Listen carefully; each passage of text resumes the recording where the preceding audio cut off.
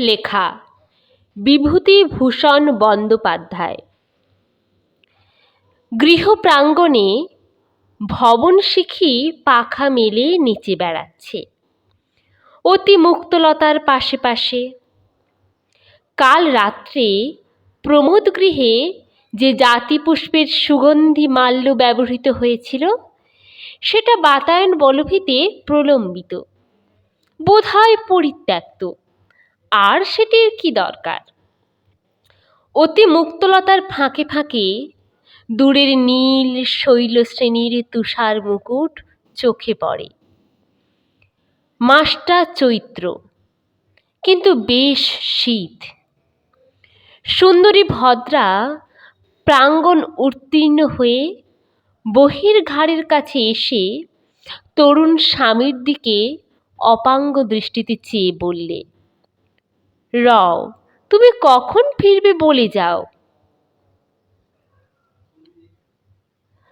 নন্দকে অত্যন্ত অনিচ্ছায় যেতে হচ্ছে গৃহ ছেড়ে। তিনি যেতে আদৌ ইচ্ছুক নন। নবপরিণীতা সুন্দরী বধূ প্রাসাদ অলিন্দে আলুলায়িত কুন্তল অবস্থায় দণ্ডায়মানা। শাক্য বংশের প্রাসাদ একাই যেন আলো করেছে এই প্রভাতকালে। নবোদিত সূর্যের আলো ম্লান হয়েছে, না ওর মুখে সপ্রেম চাহনির আলোয়?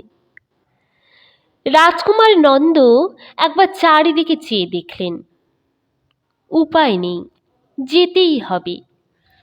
কাল জ্যেষ্ঠ ভ্রাতা ভগবান জিন তথাগত ন্যাগ্রধারাম বিহার থেকে শাক্যদের প্রাসাদের কনিষ্ঠ নন্দের আলোয় ভিক্ষা করতে এসেছিলেন।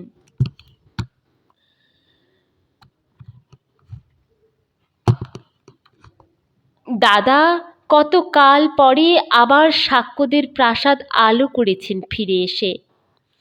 মহাপ্রজাপতি গৌতমী যদিও নন্দকে অঙ্কে পেয়েছিলেন প্রৌঢ় বয়সে, তবুও শাক্যকুল গৌরব ভগবান বুদ্ধকে তিনিই মানুষ করেছিলেন তার মাতার মৃত্যুর পর থেকে। কুমার সিদ্ধার্থ গৃহত্যাগ করে যাবার পরে তার দুঃখের সীমা ছিল না। নন্দকে কোলে পেয়েছিলেন, তাই নয়তো বাঁচতেই পারতেন না। সুন্দর সুঠাম সুশীল নন্দ, তার চোখের পুতুল, তার কত দিনের স্বপ্ন। মহাপ্রজাপতি গৌতমীর কৈশোরকালের নাম ছিল মায়া। যখন তিনি প্রথমে শাক্যরাজ প্রাসাদে আসেন নববধূ রূপে, তার আগেই তার কনিষ্ঠা ভগ্নী মহামায়ার বিবাহ হয়েছিল এখানে। যখন মহামায়ার কোনো পুত্র সন্তান হলো না অনেক দিন পর্যন্ত, তখন প্রজারা রাজা শুদ্ধোধনকে পুনরায় বিবাহ দিলে মহামায়ার বড় দিদি মায়ার সঙ্গে। তারপর মহামায়ার কোলে এলেন সিদ্ধার্থ। তার কতদিন পরে মায়া পেলেন আয়ুষ্মান নন্দকে নিজের ক্রোড়ে। সেই নন্দ কপিলাবস্তু নগরীর সমাজস্থান, চতুষ্পথ, হট্ট, ক্রীড়াস্থান অন্ধকার করে যেদিন রাজকুমার সিদ্ধার্থ গভীর নিশীথে গৃহত্যাগ করে চলে গেলেন, সেদিন এই নন্দই ছিলেন রাজা শুদ্ধোধনের ও মায়ার একমাত্র ভরসা। নন্দ তখন বালক।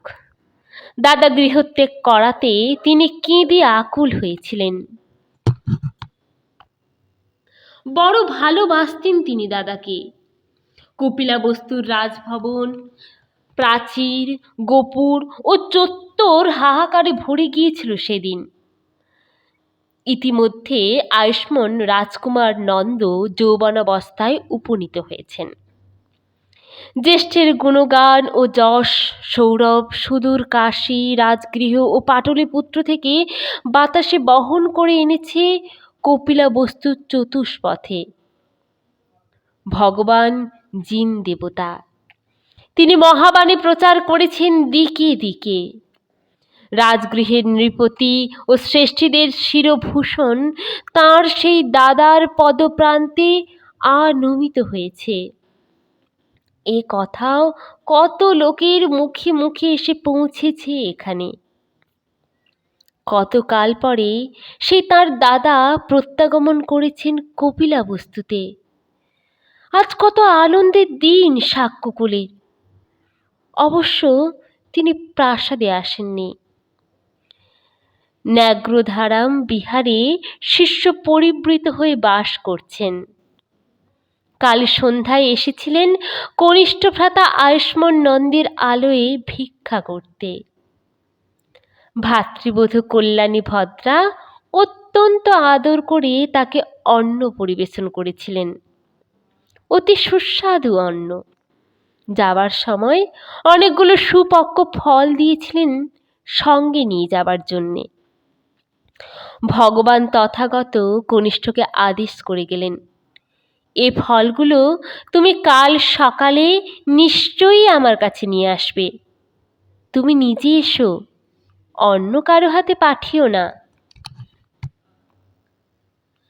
তাই আজ রাজকুমার নন্দ সেই ফলগুলি একটি বেতসলতায় প্রস্তুত আধারে রক্ষা করে আধারটি হাতে ঝুলিয়ে নিয়ে চললেন। সুন্দরী ভদ্রাকে ছেড়ে নন্দ এক দণ্ডও থাকতে পারেন না কোথাও। মাত্র সম্বৎসর অতীত হয়েছে নন্দ বিবাহ করেছেন। নবপরিণীতা কিশোরী পত্নীকে চোখের আড়াল করার সাধ্য নেই নন্দের।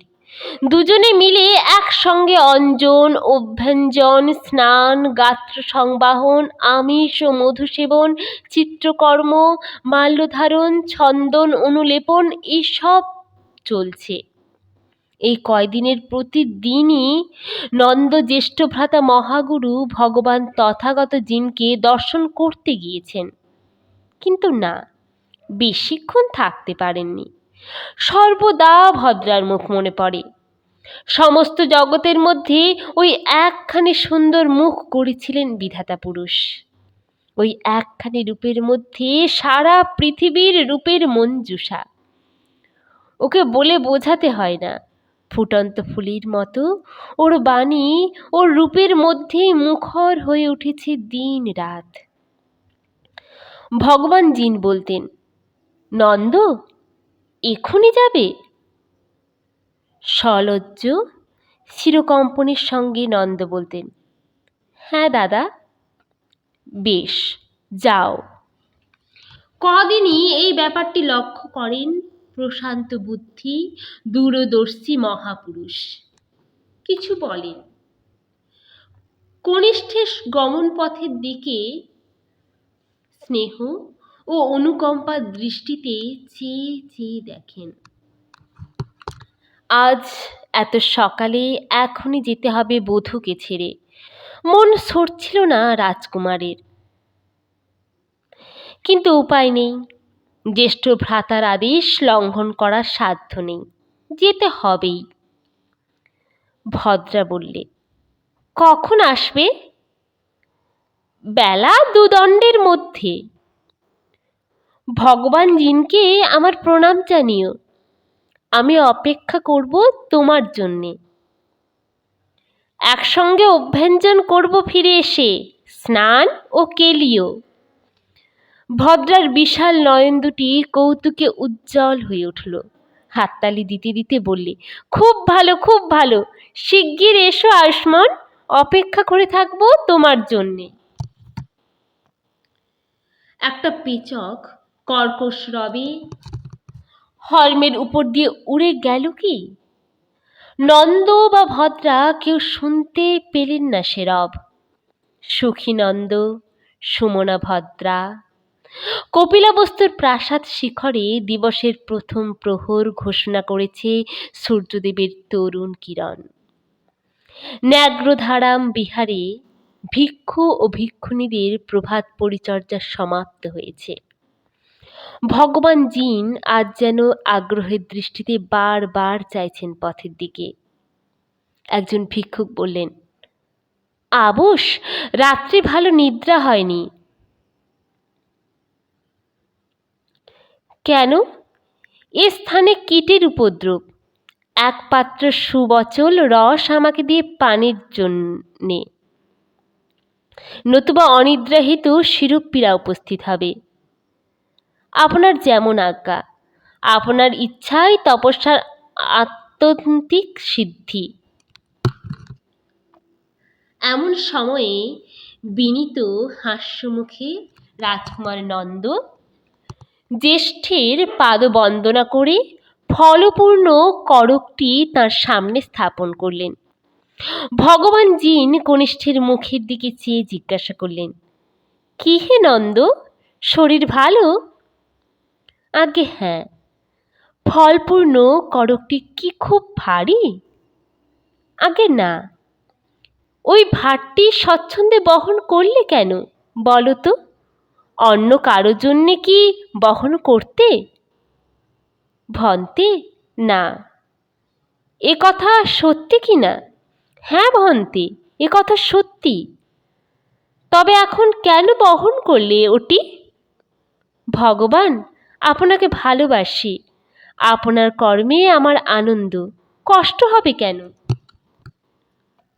রাজকুমার নন্দ আরও কিছুক্ষণ পূজনীয় জ্যেষ্ঠ ভ্রাতার সঙ্গে কথাবার্তা বললেন। বিহারের এদিকে ওদিকে গেলেন। এদিকে মন ছটফট করছিল, বেশিক্ষণ আর থাকা চলে না। চক্ষু লজ্জার খাতিরে আরও অর্ধদণ্ড এদিক ওদিক করতে হলো। তারপর ভগবান জিনের পাদবন্দনা ও প্রদক্ষিণ করে বিদায় প্রার্থনা করলেন। হায়, তখন তিনি জানতেন না যে বাজ পাখির কবলগত তিনি। বুদ্ধদেব কনিষ্ঠের দিকে জিজ্ঞাসু দৃষ্টিতে চেয়ে বললেন, কোথায় যাবে নন্দ? গৃহে। গৃহ? গৃহে আসক্ত হইও না, কেননা গৃহ তৃষা, রাগ, বিবাদ, মনু, মান, স্পৃহা, ভয়, দৈন্য, মনোপীড়া ইত্যাদি নিদান এবং জন্ম মরণের আলবাল। গৃহ ছেড়ে বাইরে এসেছ আমারই ইচ্ছায়। আমি তোমাকে স্নেহ করি।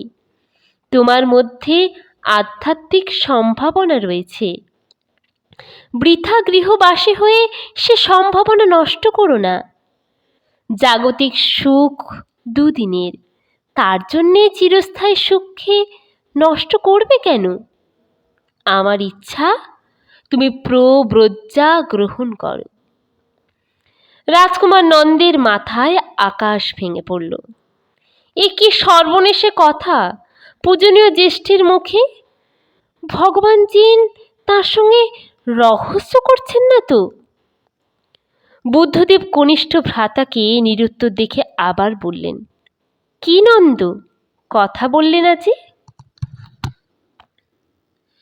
নন্দ অতীব বিনয়ের সঙ্গে বললেন, ভন্তে, আমি সম্প্রতি বিবাহ করেছি। আপনি জানেন আমি প্রব্রজ্যা গ্রহণ করবার যোগ্য নই। মন যদি মানে সংসারের দিকেই থাকে, প্রব্রজ্যা গ্রহণ করা মিথ্যাচার হবে নাকি? মিথ্যাচারে অভিরুচি হয় না দেব? নন্দ জানতেন না মহামানবের বজ্র কঠোর নির্মম দৃষ্টি তাঁর উপর নিপতিত।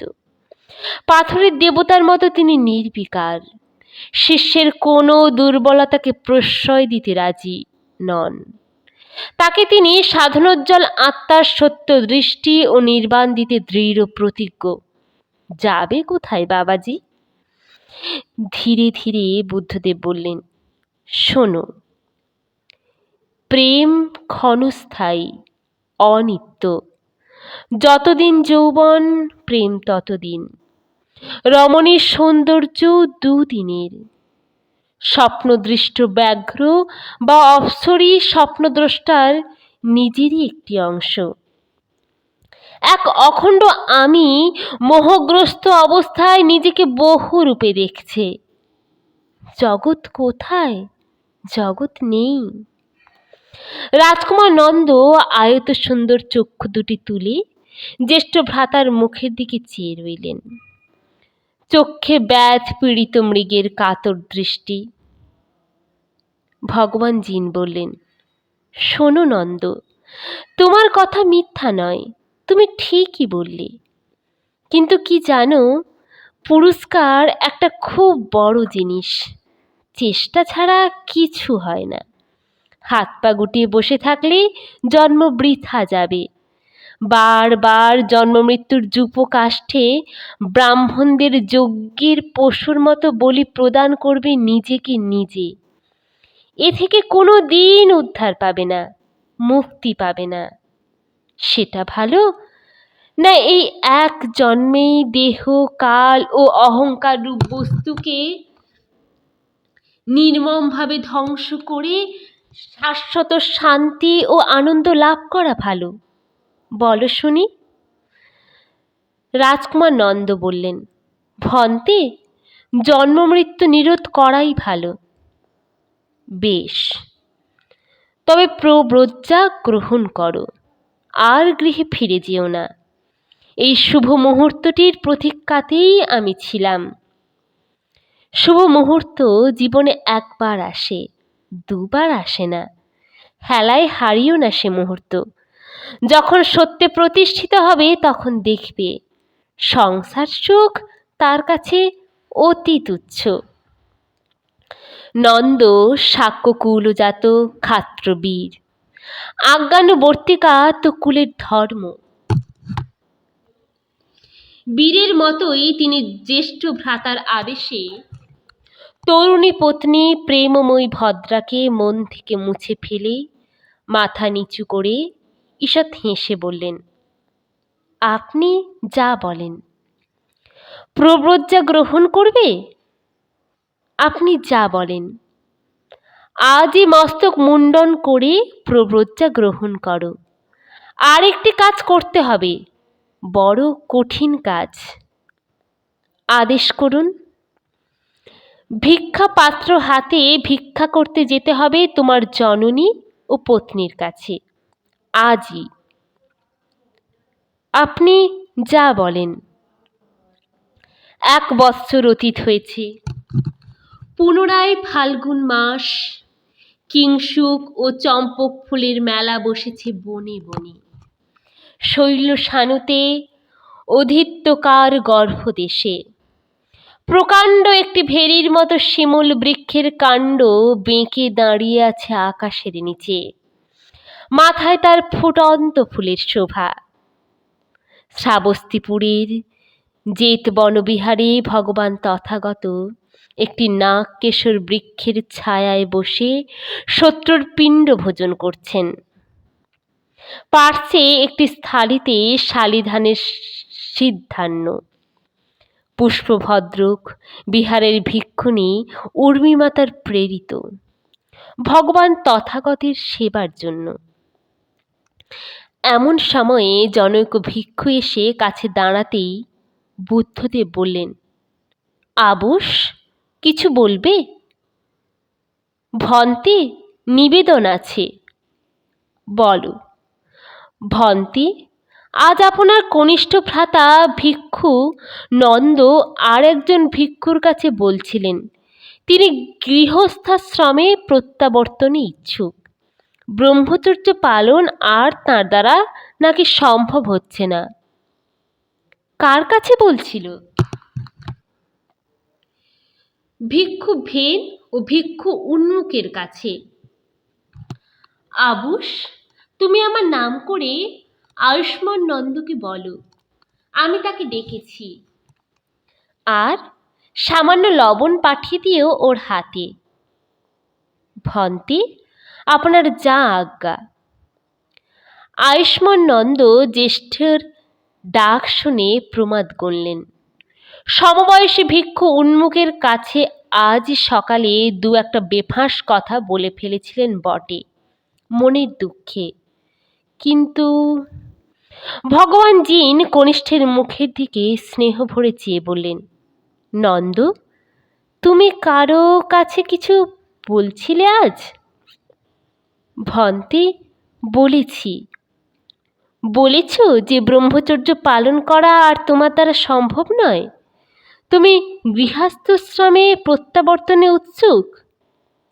ভন্তে, এ কথা সত্য। কারণ কি আমাকে বলবে? রাজকুমার নন্দ মাথা হেঁট করে নীরব রইলেন, কোনো কথা বললেন না। ভগবান জিন বললেন, লবণ এনেছ? ভন্তে, এনেছি। থালিতে নিক্ষেপ করো।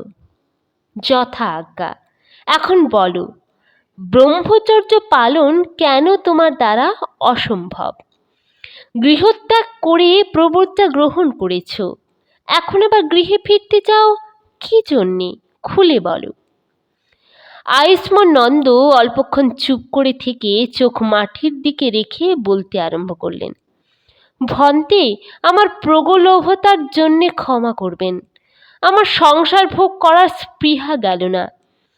আর একটি কথা, যখন সেদিন ফলপূর্ণ করক হস্তে আপনার সমীপে ন্যাগ্রধারামে যাই, তখন আপনার ভাতৃবধূ জনপদ কল্যাণী গৃহদ্বারে দাঁড়িয়ে সপ্রেম দৃষ্টিতে আমার দিকে চেয়ে বারবার ব্যাকুল স্বরে বলেছিল, ফিরে এসো তাড়াতাড়ি প্রিয়, বিলম্ব করো না যেন। তার সে আলোলায়িত কুন্তলা মূর্তিতে আজ যেন সে সেই দ্বারে দাঁড়িয়ে আমায় ডাকছে। আমি তার সে মূর্তি ভুলতে পারছি না দেব। আমায় গৃহস্থাশ্রমে ফিরে যেতে অনুমতি দিন। বুদ্ধদেব প্রসন্ন হাস্যে বললেন, সাধু আয়ুষ্মান নন্দ, সাধু। তুমি সত্যবাদী, অকপট। এই জন্যেই তোমাকে গৃহের বাহিরে এনেছিলাম। তুমি কুলপুত্র। সত্য জ্ঞানের জন্যেই গৃহত্যাগ করে এসে আবার গৃহে ফিরে গেলে অত্যন্ত নিন্দার কথা হবে সেটা। বংশ পতিত হবে। তপস্যা করো, নতুবা জ্ঞান লাভ হবে না। কর্মই কর্মকে জানিয়ে দেবে। ক্রমে আনন্দ ও বল পাবে মনে। আপাত মধুর অনিত্য বস্তুর প্রলোভনে শ্রেয় ত্যাগ করা কি বুদ্ধিমানের কাজ? যাও, খুব মনোযোগের সঙ্গে চেষ্টা করো। রাজপুত্র আয়ুষ্মান নন্দ নিজের কুটিরে ফিরলেন। আবার কিছুদিন ধরে এক মনে অষ্টাঙ্গিক মার্গের অনুশীলন চালান অধ্যবসায়ের সঙ্গে। বিনয়গুলি যথাযথ প্রতিপালন করবার চেষ্টায় সারাদিন বেশ কেটে যায়, কিন্তু সন্ধ্যার অন্ধকারে পদচিহ্নহীন প্রান্তরের দিকে চেয়ে মন কেমন করে ওঠে। মনে হয় কত দূরে সে দাঁড়িয়ে আছে, ব্যাকুল প্রতীক্ষায় সেই গৃহদ্বারটিতে। এখনো সে আশা ছাড়েনি তার। ভদ্রার সঙ্গে আর দেখা হয়নি। যেদিন ভিক্ষা করতে গিয়েছিলেন সেদিন রাজপ্রাসাদে মহাপ্রজাপতি মাতা গৌতমী তাকে ভিক্ষা দিয়েছিলেন, কিন্তু ভদ্রা মূর্ছিতা ও জ্ঞানহীনা ছিল প্রাসাদ কক্ষে, ভিক্ষুর কায় বেশে তার আগমন শ্রবণ করে। আয়ুষ্মান নন্দের সঙ্গে ছিলেন ভিক্ষুস্থবির উপালি। নন্দের ইচ্ছা ছিল পত্নীর মূর্ছাভঙ্গের জন্য অপেক্ষা করেন। জ্ঞানবৃদ্ধ স্থবির উপালি অপেক্ষা করতে দেননি নন্দকে। বলেছিলেন, চলো চলো আয়ুষ্মান, জননীর নিকট ভিক্ষা করলেই বিনয় প্রতিপালিত হলো। যাই, চলো। নন্দ রাজপ্রাসাদে চিত্র শিক্ষকের নিকট চিত্রকর্ম শিখেছিলেন। ভালো চিত্র অঙ্কন করতে পারতেন। কিছুকাল পরে তিনি এক উপায় বার করলেন। ভদ্রাকে না দেখে আর সত্যি থাকা যায় না। এক এক নির্জন সন্ধ্যায় মনে হয় প্রাণ যেন আর দেহের পিঞ্জরে আবদ্ধ থাকতে চাইছে না, ছুটে বেরিয়ে যেতে চাইছে বিনয় প্রতিপালনের শৃঙ্খল থেকে, অষ্টাঙ্গিক মার্গের পাশ বন্ধন থেকে, সেই বহু দূরে প্রাসাদ অলিন্দে, যেখানে এই বসন্তে নাগকেশর বৃক্ষে কুঁড়ি নেমেছে, বকুল ফুল ঝুরঝুর করে ঝরে পড়ছে শিলাবেদিকায়, অতি মুক্ত লতায় কচি রাঙা পত্রের উদ্গম হচ্ছে ভদ্রা বাতায়ন বলভিতে পুষ্প পুষ্পমাল্য রেখে এক দৃষ্টে তার আগমন পথের দিকে চেয়ে আছে। সেখানেই শান্তি, সেখানেই সুখ। নন্দ এক প্রস্তর ফলকে ভদ্রার এক প্রতিমূর্তি আঁকলেন। সেই প্রতিমূর্তির সঙ্গে নির্জনে কথা বলেন, কত হাস্য পরিহাস করেন, কখনো অশ্রুপাত করেন। অনেক সময় সারা রাত্রি এমনভাবে কাটে। নন্দ আকুল স্বরে স্ত্রীর ছবির দিকে চেয়ে কত প্রেম সম্বোধন করেন, অনুচ্চস্বরে গান গেয়ে শোনান। নন্দের কুটিরের কাছাকাছি যেসব ভিক্ষুরা থাকেন তারা ক্রমে ব্যাপারটা জানতে পারলেন। দু একজন বয়োবৃদ্ধ ভিক্ষু নন্দকে অনেক প্রবোধ দিলেন, অনেক সৎধর্মের উপদেশ দিলেন। দিলে কি হবে, মন মানে না। ৩-৪ মাস ধরে ব্যাপারটা সমানে চলতে লাগলো। প্রথমে কেউ বুদ্ধদেবের কানে কথাটা তুলতে সাহস করেননি। মঠে বাস করে প্রব্রজ্ঞা গ্রহণ করে এরকম ব্যবহার স্বধর্মের বিরোধী, বিনয় আচরণের বিরোধী, সাধন তপস্যার বিরোধী। সর্বাপেক্ষা লজ্জা ও সংকোচের ব্যাপার এই যে ইনি ভগবান জিন তথাগতের মাতৃসার পুত্র।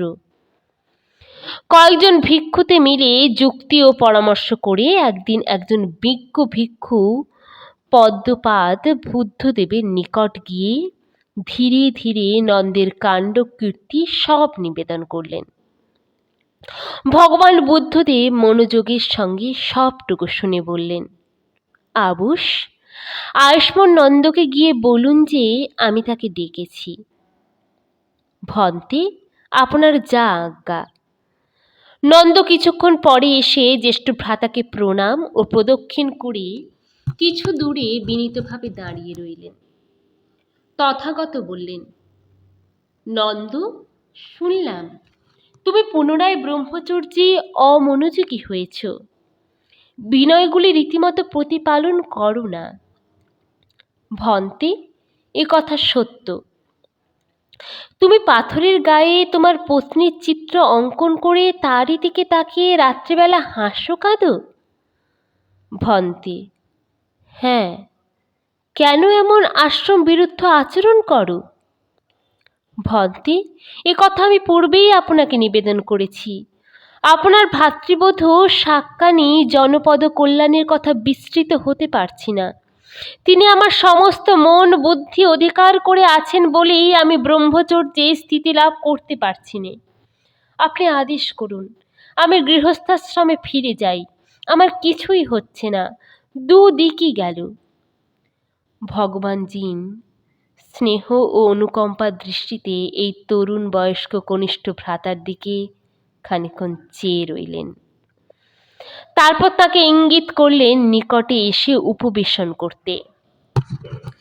ধীরে ধীরে বললেন, নন্দ, একটা পুরনো কথা বলি শোনো। যখন উরুবিন্ধ গ্রামের অরণ্যে আমি অভিসম্ভূতি লাভ করলাম, তখন আমি ভাবলাম এ ধর্ম সাধারণের কাছে প্রচার করব কিনা। ভোগাসক্ত, বিচার শক্তিহীন, ভাবপ্রবণ মানবসমূহের পক্ষে ধর্মের এই আদর্শ উপলব্ধি করা অত্যন্ত কঠিন হবে। আমি নিশ্চেষ্ট হয়ে সেই বনে কিছুকাল অবস্থান করি। একদিন সাহসপতি ব্রহ্মা আমাকে এসে অনুরোধ করেন মানব সমাজের কল্যাণের জন্য এই ধর্ম প্রচার করতে। তাঁরই কথায় আমি পূর্ব সিদ্ধান্ত পরিত্যাগ করি। তারপর মনে ভাবলাম, সর্বাগ্রে কার কাছে এই ধর্ম প্রচার করব, কে বুঝবে? অনেক চিন্তার পরে আমার 2 পূর্বতন গুরু আবাদ কালাম ও রুদ্রক রামপুত্রের কথা মনে পড়ল। তখনই ধ্যানে বসে দেখলাম ওই 2 মহাত্মা মাত্র 10 দিন পূর্বে দেহত্যাগ করেছেন। তাহলে উপায়? মানুষ নেই, সবাই তোমার মতো নির্বোধ। তখন আমার 5 জন সাধন সঙ্গীর কথা মনে পড়ল। তাঁরা ছিলেন ঋষিপত্তন মৃগদাবে সাধনারত। এদের গিয়ে উপসম্পদা দান করে ধর্মপ্রচারে নিযুক্ত করলাম। শীঘ্রই তাঁরা সত্যতত্ত্বের ধ্যানে সম্পূর্ণ অধিকারী হলেন এবং জনসমাজে সদ্ধর্ম প্রচারের প্রকৃত যোগ্যতা লাভ করলেন। আমিও এই ৩৫ বছর সত্যের প্রচারে নিজেকে নিযুক্ত রেখেছি। আমার নিজের উপলব্ধি এই যে শিষ্য নিজের সংযম, পবিত্রতা ও তপস্যার দ্বারাই মুক্তি লাভ করে। এই জন্যে চাই তার নিজের দৃঢ় ইচ্ছা ও অধ্যবসায়। আমি তোমাকে শুধু পথ দেখিয়ে দিতে পারি, বাকিটুকু করতে হবে তোমার নিজের উদ্যমে ও সত্য সংকল্পে। এখন কি তোমার অভিরুচি? জীবনের দুঃখের লবণ জলদি পার হতে চাও, না পথ ভ্রান্ত নাবিকের মতো ঘুরে বেড়াবে জন্ম জন্মান্তর ধরে? নন্দ মাথা নিচু করে বললেন, ভন্তে, আমি অত্যন্ত দুর্বল চেতা। আমি বিনয় প্রতিপালন করতে পারছি না। আমাকে আদেশ করুন, আমি গৃহে ফিরে যাই। আমি আপনার স্নেহের ও কৃপার অযোগ্য। ভগবান বুদ্ধদেব তৎক্ষণাৎ উঠে দাঁড়িয়ে স্নেহভাজন কনিষ্ঠ ভ্রাতার হস্ত ধারণ করে বললেন, চলো, এসো আমার সঙ্গে। অবাক হয়ে গেলেন নন্দ। দাদা তাকে নিয়ে নক্ষত্রবেগে উড়ে চলেছেন নীল শূন্য পথ বেয়ে। পদতলে গোটা পৃথিবী লুপ্ত হয়ে গেল। উভয়ে এক অপূর্ব সুন্দর মহাদেশে উপস্থিত হলেন। দিকে দিকে সে দেশের সৌন্দর্যের মোহন লীলা, বিদ্যুতের জ্যোৎস্না, রমণীয় পুষ্পরাজের ও সঙ্গীতের সমাবেশে যেন গোটা মহাদেশ স্বপ্নময়। বিদ্রুম বেদী ও হস্যলি স্থানে স্থানে যেন উপবন মধ্যে বিরাজমান। এমন সময়ে চারুহাসিনী, লজ্জাবতী, ঈষৎত্রাস্যময়ী বহু দিব্য নারীকে পরস্পর হাত ধরাধরি করে অদূরে আবির্ভূতা হতে দেখে নন্দ মুগ্ধ দৃষ্টিতে সেদিকে চেয়ে রইলেন। রূপের জ্যোতিতে ভরিয়ে তুলেছে ওরা 10 দিক। তারপর জ্যেষ্ঠের দিকে চেয়ে ভয়ে ও বিস্ময়ে জিজ্ঞাসা করলেন, ভন্তে, এ কোন দেশ? এই দেবীরাই বা কারা? বুদ্ধদেব বললেন, এ দেশ ত্রয়োস্ত্রিংশ স্বর্গ। এরা এদেশের অপ্সরী, কামজয়ী পুরুষ ভিন্ন এরা অন্য কারও দৃষ্টিগোচর হয় না। আচ্ছা নন্দ, বলো দেখি, এরা সাক্কানি জনপদ কল্যাণী অপেক্ষা অধিক সুন্দরী, না সাক্কানি জনপদ কল্যাণী এদের অপেক্ষা সুন্দরী? মুগ্ধ নন্দ উত্তর দিলেন, ভন্তে, এদের তুলনায় সাক্কানি জনপদ কল্যাণী নাসিকা কর্ণহীনা মর্কটির ন্যায়। বেশ, শোনো নন্দ, যদি তুমি মনোযোগ সহকারে ব্রহ্মচর্য পালন করো, তবে আমি এই সমস্ত অপ্সরী তোমাকে লাভ করিয়ে দেব। প্রতিশ্রুতি দিলাম। এখন চলো, যেহেতু বনবিহারে ফিরে নিষ্ঠার সঙ্গে বিনয় ও ব্রহ্মচর্য অভ্যাস করবে। কেমন, তো রাজি? নন্দ কেমন যেন হয়ে গিয়েছেন। অদূরে ওই কি কুলাচল পর্বত, এই কি স্বর্গ! আশ্চর্য দেশ! ওখানে কি হেমন্ত ও শিশির ঋতুর 4 অষ্টকাতে ভগবান সত্য এই অপরূপ রূপসী দেবকন্যাদের সঙ্গে বিহার করেন? মরি মরি, এই পিঙ্গল বর্ণ নিবিশোভিতা চঞ্চল চরণা হাস্যময় দেবীগণের অপাঙ্গে যেন শানিত তীর। এদের চরণ কমল নূপুরের ঋণী ঝিনিতে সপ্তায়মান। কোটি তটস্থ দুকুরাজি কাঞ্চি কলাপে বিলাসান্বিত। এদের ক্ষীণ কোটিদেশ কুচু যুগের ভারে যেন পরিশ্রান্ত। কমল কোরকের সহিত স্পর্ধাধারী সকটাক্ষ নয়ন যেন সকল পুরুষার্থের সাধক। বেচারি নন্দ, তার মাথাটি ঘুরে গেল। তিনি সব বিস্মৃত হলেন। ভুললেন কপিলাবস্তুর রাজপ্রাসাদ, ভুললেন কল্যাণী জনপদ লক্ষ্মী ভদ্রার ব্যাকুল নয়ন দুটি। বললেন, ভন্তে, যদি এদের লাভ করতে পারি এমন প্রতিশ্রুতি দেন, তবে আমিও কথা দিলাম, আজ থেকে অতি নিষ্ঠা ও মনোযোগের সঙ্গে বিনয় প্রতিপালন করব।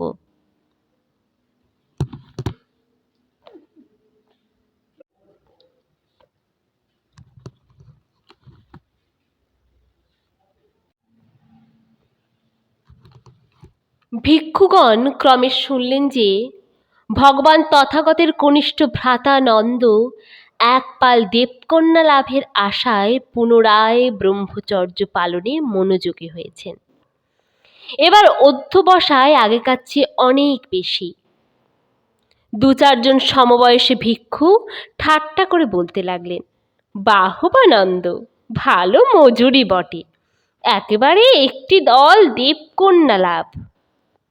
কেউ কেউ বললেন, আরে বাবা, নন্দ বোকা নয়, দাদার কাছ থেকে পুরস্কারটি আগে আদায় করবার প্রতিশ্রুতি পেয়ে তবে ব্রহ্মচর্য আরম্ভ করেছে, পাকা ঘুঘু নন্দ।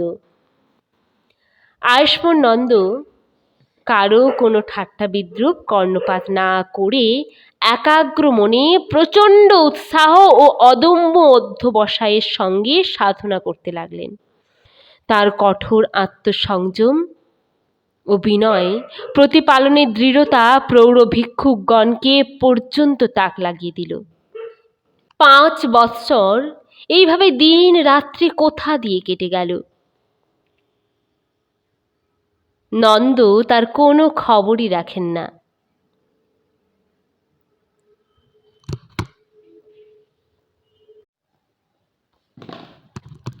অদূরবর্তী নির্বিন্ধ্যা নদীর বাড়ি পতনে যেন সত্য তত্ত্বের আভাস ভেসে আসে। সকল প্রকার গার্হস্থ্য সুখের চিন্তা তিনি ক্রমে পরিত্যাগ করলেন। ধর্ম, অর্থ, কাম, মোক্ষ, যশ, মুক্তি, বিলোপ ও নির্মল লোক প্রভৃতির সমুদয় আশা আকাঙ্ক্ষা ও ঋতুসমূহের পুষ্পস্তবক ফল ও নবীন কিশলয় রাজি বারংবার তার উগ্র তপস্যার সম্মুখে নত মস্তকে অভিবাদন জানিয়ে গেল। একদিন রজনীর শেষ জামে উষার অরুণোচ্ছটায় দিগ্বলয় উঁকি দেবার উপক্রম করেছে। এমন সময় হঠাৎ জেত বন দিব্যজ্যোতিতে পূর্ণ হয়ে গেল। এক দীপ্তিমান দেবতা ধ্যানাসনে উপবিষ্ট ভগবান তথাগতের সম্মুখে আবির্ভূত হলেন এবং তাকে প্রণাম ও প্রদক্ষিণ করে বিনীতভাবে জানালেন, ভগবান, অদ্য ভগবানের মাতৃষা পুত্র আয়ুষ্মান নন্দ ক্ষীণাঙ্গ হয়ে চেতবিমুক্তি লাভ করলেন, তাঁর জয় হোক। ভগবান জিন ঘাড় নেড়ে জানালেন, হ্যাঁ, এ আমি অবগত হয়েছি, আমার প্রণাম গ্রহণ করুন। দেবদূতের অন্তর্ধানের অল্প পরেই বনে বনে বৃহঙ্গকুল কলরব করে উঠল। ভিক্ষুগণ শয্যা ত্যাগ করলেন। সূর্যোদয়ের চিহ্ন প্রকাশ পেল পূর্ব আকাশে। ভিক্ষু উপালি প্রতিদিনের মতো নির্বিন্ধ্যা নদীর শীতল জলে অবগাহন স্নান করতে চললেন। ভিক্ষু তিস্য ভগবান জিনের জন্য দন্তকাষ্ঠ রেখে গেলেন। এমন সময় অহৎ জীবনের প্রথম নবীন প্রভাতে আয়ুষ্মান নন্দ ধীর পদবিক্ষেপে জ্যেষ্ঠ ভ্রাতার সমীপে উপস্থিত হলেন। নিম্নস্তরে নত মস্তকে নিবেদন করলেন, ভন্তে, আমাকে যে জন্য উপসম্পদা দান করেছিলেন তা আজ সফল হয়েছে, আমায় আশীর্বাদ করুন। ভগবান বুদ্ধ বললেন, আমি জানি নন্দ, তোমার জন্মগ্রহণ অদ্য সার্থক, আমার আশীর্বাদ গ্রহণ করো। নন্দ বললেন, ভন্তে, আরেকটি কথা বলো। পূর্বে আমাকে আপনি একটি প্রতিশ্রুতি দান করেছিলেন। করেছিলাম। ভন্তে, আমার আর তাতে কোনো আবশ্যক নেই। অপ্সরাদের তুমি হরণ করতে চাও না? ভন্তে, ক্ষমা করবেন, আপনি আমায় সাংসারিক আসক্তি থেকে মুক্তি দিয়েছেন। তোমার ভ্রম নন্দ, মুক্তি কেউ কাউকে দিতে পারে না। তুমি নিজেই নিজেকে মুক্ত করেছ, আমি শুধু উপায় বলে দিয়েছি মাত্র। আরেকটি কথা। ভন্তে, বলুন। আমি স্বর্গে তোমাকে নিয়ে যাইনি, এখানে এই বৃক্ষতলে বসেই ওই দৃশ্য তোমাকে দেখিয়েছি। যখন দেখলাম তোমার তরুণ চিত্তবৃত্তি নারীতে আসক্ত, তখন সেই পথেই যাতে তুমি প্রজ্ঞা বিমুক্তি লাভ করো, তার জন্যে ওই একটি অলীক কল্পনার আশ্রয় আমাকে নিতে হয়। ওইসব অপ্সরা কোথাও ছিল না। স্বপ্নে দৃষ্ট গন্ধর্ব নারীর মতোই ওই স্বর্গ অলীক।